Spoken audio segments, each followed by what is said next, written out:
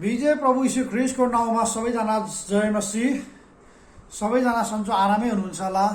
आज तपाईँहरूको बिचमा फेरि एउटा सानो वचन लिएर उपस्थित भएको छु। मेरो वचनको शीर्षक छ बानी, ह्याबिट। हामी सबैजनाको आफ्नो आफ्नै बानी हुन्छ। कसैको असल बानी हुन्छ भने कसैको खराब बानी हुन्छ। असल बानीले हाम्रो जीवनलाई, हाम्रो भविष्यलाई प्रगतिको बाटोतिर डोर्याउँछ भने खराब बानीले हाम्रो जीवनलाई, हाम्रो भविष्यलाई विनाशको बाटोतिर डोर्याउँछ। आमीन। कतिजनाको चोर्ने बानी हुन्छ, कतिजनाको व्यभिचार गर्ने बानी हुन्छ, कतिजनाको धेरै बोल्ने बानी हुन्छ, कतिजनाको झर्केर बोल्ने बानी हुन्छ, कतिजनाको बोल्दै नबोलिकन यसै समय बर्बाद गर्ने बानी हुन्छ, कतिजनाको ड्रग्स लिने, नशा गर्ने बानी हुन्छ, होइन? यदि हामीले हाम्रो जीवनमा भएको खराब बानीलाई हटाई असल बानी लगायो भने हाम्रो जीवनमा पक्कै पनि निर्माण हुने काम गर्छ अनि असल हुने काम गर्छ। हामी चाहिँ प्रगतिको बाटोतिर लाग्ने गर्छौँ। यदि हाम्रो जीवनमा खराब बानी छ भने, हामीले त्यो खराब बानीलाई हटाउन सकेनौँ भने हाम्रो जीवन चाहिँ बिस्तारै बिस्तारै विनाश हुने गर्छ र विनाशको खाडल चाहिँ नर्क नै हो। आमेन। त्यही भएर हामीले चाहिँ समय छँदा नै हाम्रो जीवनमा असल बानी लगाउन एकदमै जरुरी छ। जब हामी असल बानी लगाउँछौँ भने हामीले सबैजनाले हामीलाई राम्रो, कस्तो राम्रो मानिस भनेर भन्छन्। यदि हाम्रो जीवनमा खराब बानी छ भने दुनियाँले सबैले हामीलाई हेप्ने गर्छन्। यो त यस्तो बिग्रेको मान्छे, यस्तो खराब मान्छे भनेर सबैले हामीलाई भन्छन्। अनि यदि हामीले समय छँदा नै असल बानी लगाइकन हामी अगाडि बढ्ने हो भने हाम्रो जीवनमा प्रगति हुँदै जान्छ। आमीन। हामीले बाइबलमा हेर्छौँ भने दाउद राजाको छोरा अम्नोनको पनि खराब बानी हुन्छ। उसको खराब बानी चाहिँ के भन्दाखेरि चाहिँ खराब व्यक्तिको सङ्गत। अनि खराब व्यक्तिको सङ्गत गर्नु पनि खराब बानी हो। यहाँ बाइबलले के भन्दछ भने पहिलो कोरिन्थी 15:33 यसरी भन्दछ, भ्रममा नपर, खराब सङ्गतले राम्रो चरित्रलाई नष्ट पार्छ। भ्रममा नपर, खराब सङ्गतले राम्रो चरित्रलाई नष्ट पार्छ। साँच्चै नै बाइबलले प्रष्ट भनिदिएको छ, यदि हाम्रो सङ्गत खराब छ भने हाम्रो चरित्रलाई नै नष्ट पार्ने काम गर्छ। आमीन। यदि हाम्रो चरित्र नष्ट नपार्ने हो भने, नष्ट नबनाउने हो भने हाम्रो जीवनमा असल बानी लगाउन जरुरी छ। आमीन। हामीहरू सोच्छौँ होला, म त चोर्दिनँ पनि, म त झुटो पनि बोल्दिनँ, रिसाउँदिनँ पनि भनी हामी सोच्छौँ होला। तर हामी दिनभरि घरमा बसेर अरू मानिसको कुरा काट्छौँ, अरूको ब्याक बाइटिङ गर्छौँ भने त्यो पनि हाम्रो जीवनमा खराब बानी छ। यदि हामीहरू अरू मानिसको उन्नति हुँदै गर्दा, अरू मानिसको प्रगति हुँदै गर्दा हामी रिस गर्छौँ, आरिस गर्छौँ, डाही गर्छौँ, चुरमुराउँछौँ भने हाम्रो जीवनमा पनि खराब बानी छ। यदि अरूको उन्नति हुँदै गर्दा, अरूको प्रगति हुँदै गर्दा हामी चाहिँ नि रिस गर्नु हुँदैन, आरिस गर्नु हुँदैन। जब हामी आरिस गर्छौँ भने हामी पनि खराब बानी छ। यो चाहिँ नि बाइबलले नै भन्दछ। यदि दाउदको अनि प्रगति हुँदै गर्छ, दाउदको ठाउँमा उसको उन्नति हुँदै गर्छ, उता साउल राजाले चाहिँ रिस गर्छ, आरिस गर्छ, चुरमुराउँछ, डाही गर्छ अनि उसलाई चाहिँ जीवनकालभरि दुःख दिइरहन खोज्छ, मार्न खोजिरहन्छ।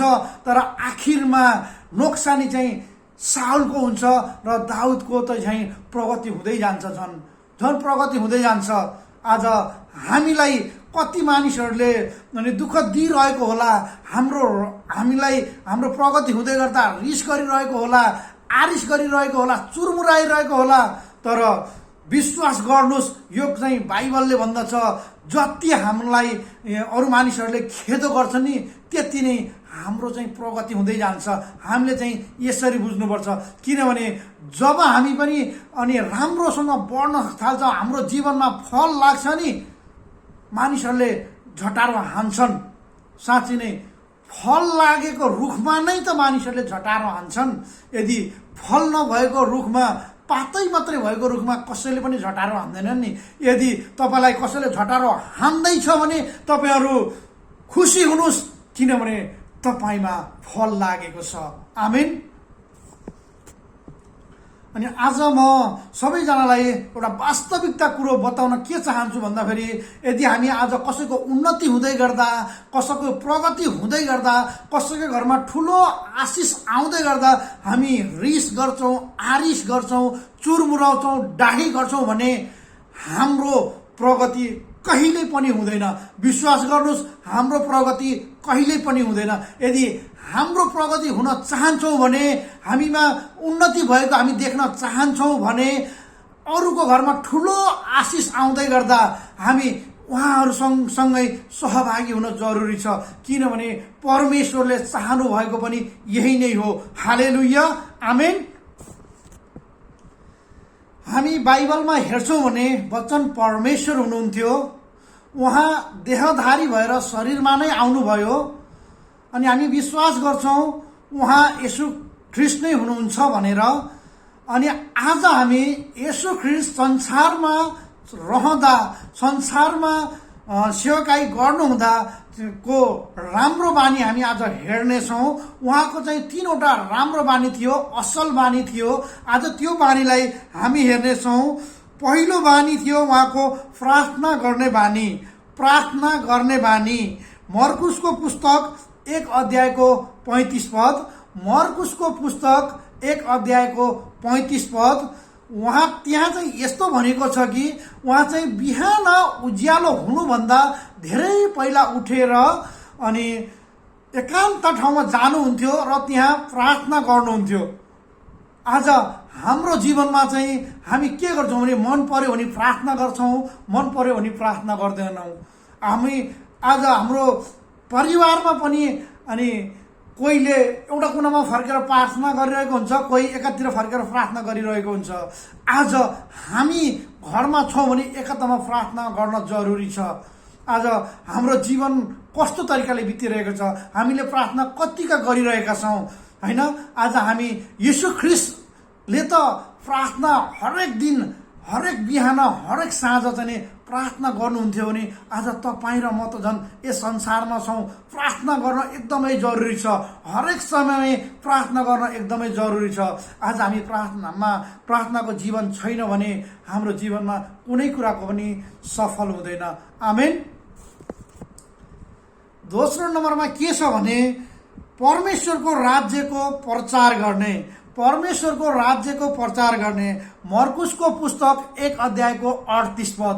त्यहाँ यस्तो लेखिएको छ, आओ हामी त्यो पारीको सहरहरूमा जाउँ, त्यहाँ पनि म प्रचार गर्न पाऊँ, किनकि यसैको निम्ति म आएको हुँ।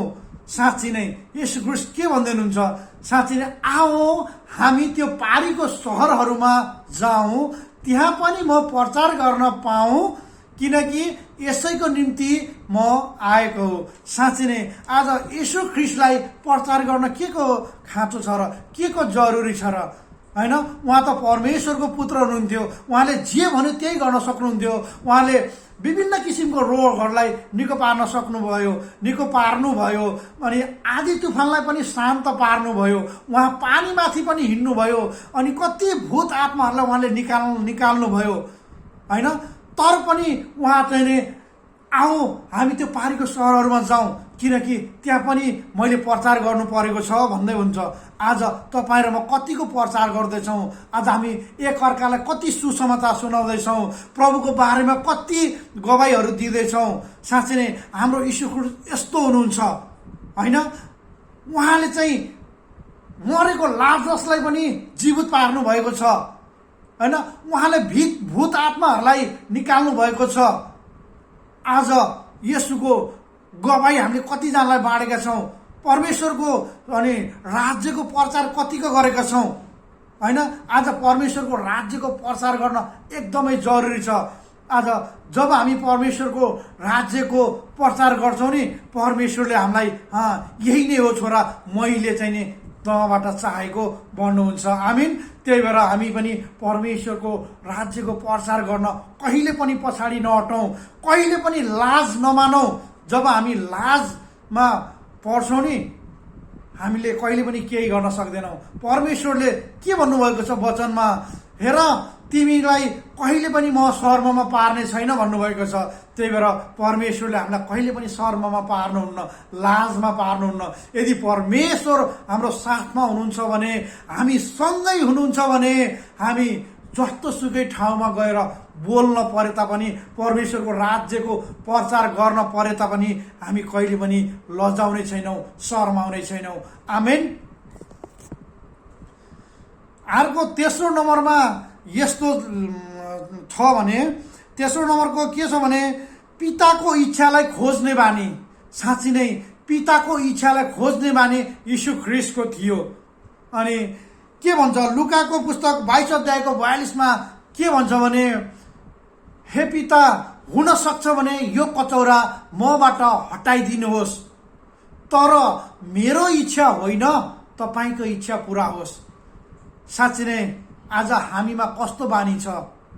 यीशु ख्रीष्टले त पितालाई खोज्ने बानी छ। उहाँलाई थाहा थियो कि मलाई अब क्रुसमा टाँग्छ, यातना दिन्छ, सबै कुरो गर्छ भने उहाँलाई थाहा थियो।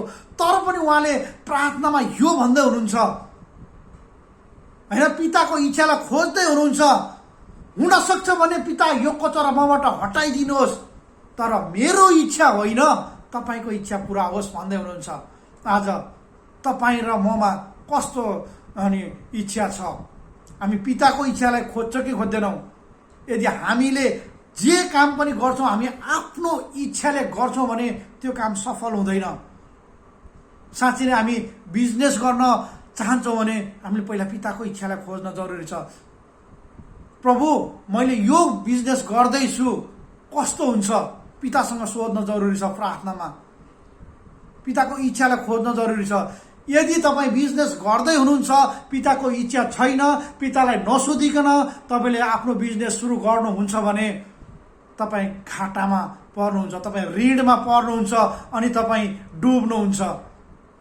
यदि तपाईँ पिताको इच्छाद्वारा त्यो काम गर्न चाहनुहुन्छ भने, यदि त्यो काममा चाहिँ नि तपाईँको फाइदा छैन, तपाईँलाई नाफा हुँदैन, तपाईँको प्रगति हुँदैन भने तपाईँलाई त्यो घाटा हुनबाट चाहिँ नि पिताले जोगाउनुहुन्छ, होइन?